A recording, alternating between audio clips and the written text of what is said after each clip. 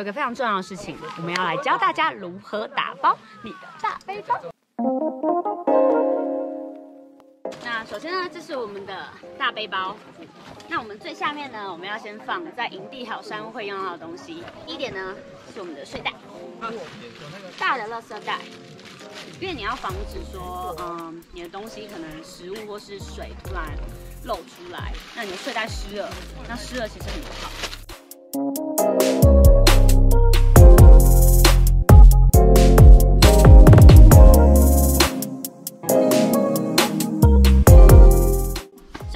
我们分2种，这个呢是充气的，这个呢是蛋壳睡垫。那基本上这个呢，我会把它放在包包里面，靠近背部的地方。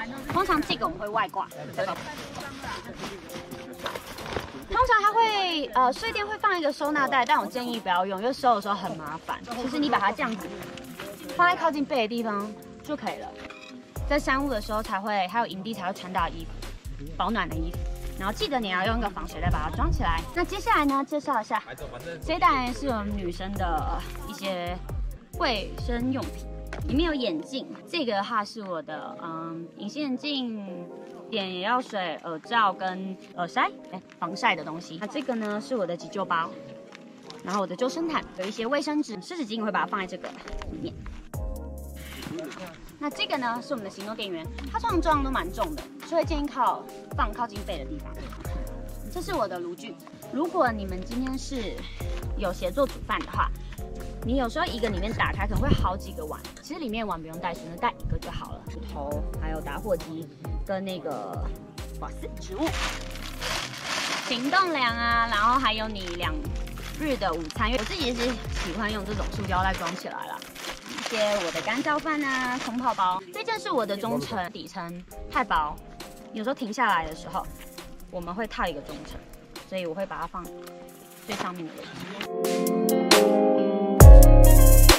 先讲蛋壳睡垫的外挂，通常我们会放在这个上面。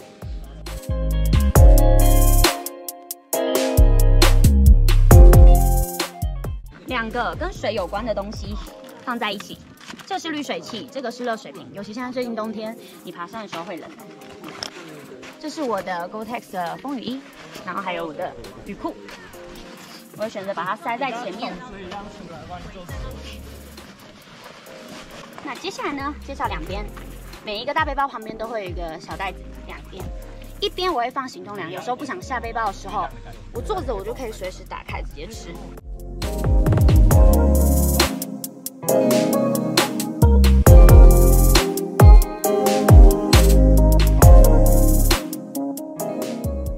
一边呢